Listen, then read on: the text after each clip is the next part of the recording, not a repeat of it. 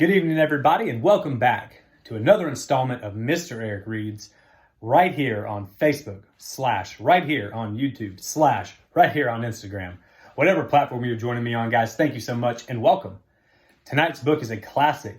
You might have heard it before, or if you're a Thompson Elementary third grader, you might have seen one of your teachers dressed up like this character during the character dress-up week.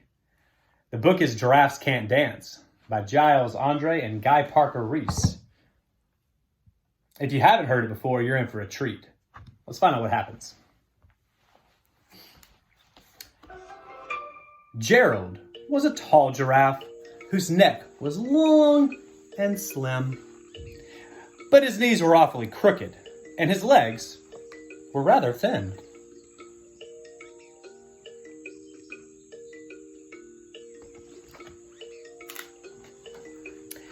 He was very good at standing still and munching shoots off trees.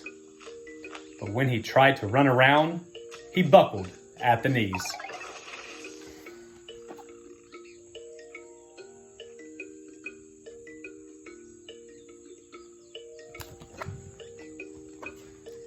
Now, every year in Africa, they hold the jungle dance, where every single animal turns up to skip and prance. And this year when the day arrived, poor Gerald felt so sad, because when it came to dancing, well, he was really, really bad.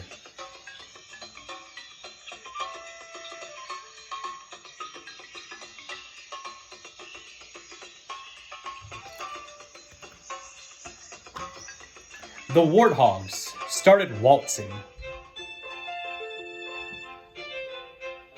and the rhinos rocked and rolled. The lions danced a tango that was elegant and bold.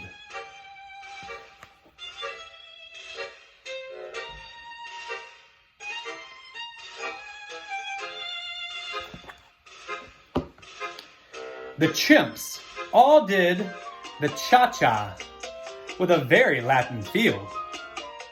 And 8 baboons then teamed up and did a splendid Scottish reel.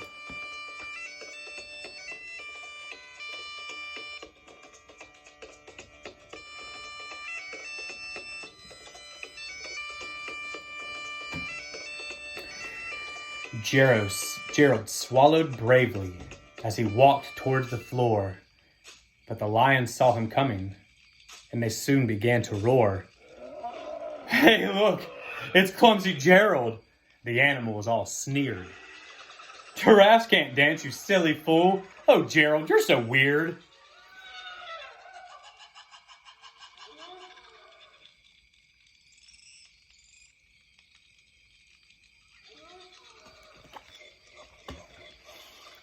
Gerald simply froze up. He was rooted to the spot. "They're right," he thought. "I'm useless. Oh, I feel like such a clot." So he crept off from the dance floor and started walking home. He'd never felt so sad before. So sad and so alone.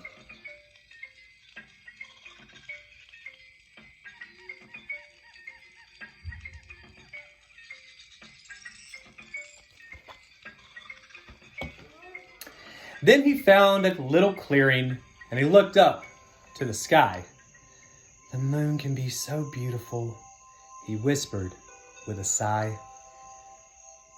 Excuse me," coughed a cricket, who'd seen Gerald earlier on. "But sometimes, when you're a different you just need a different song."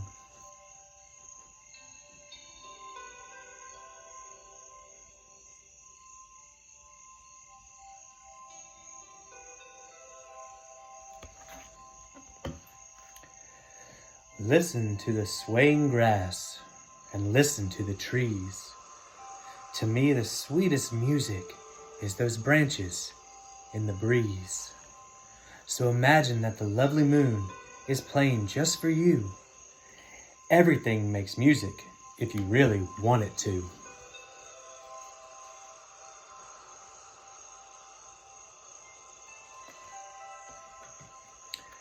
With that, the cricket smiled and picked up his violin.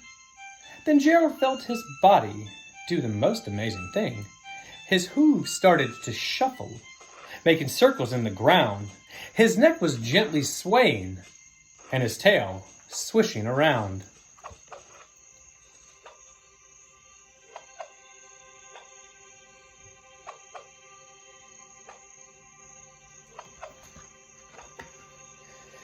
He threw his legs out sideways, and he swung them everywhere.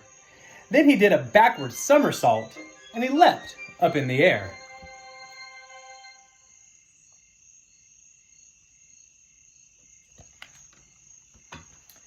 Gerald felt so wonderful. His mouth was open wide. I'm dancing! Yes, I'm dancing! I am dancing! Gerald cried.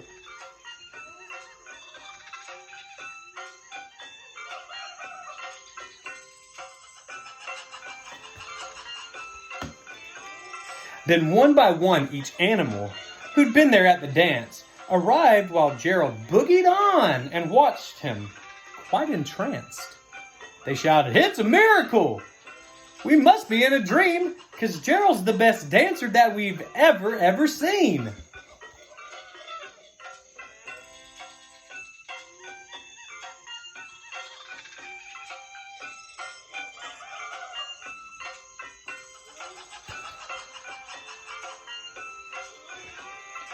How'd you learn to dance like that? Please, Gerald, tell us how. But Gerald simply twirled around and finished with a bow.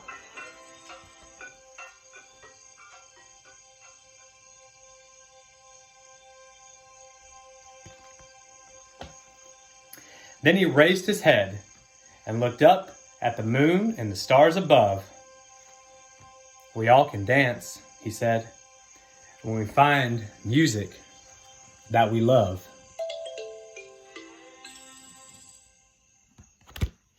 The end. Again, Giraffes Can't Dance, a classic tale.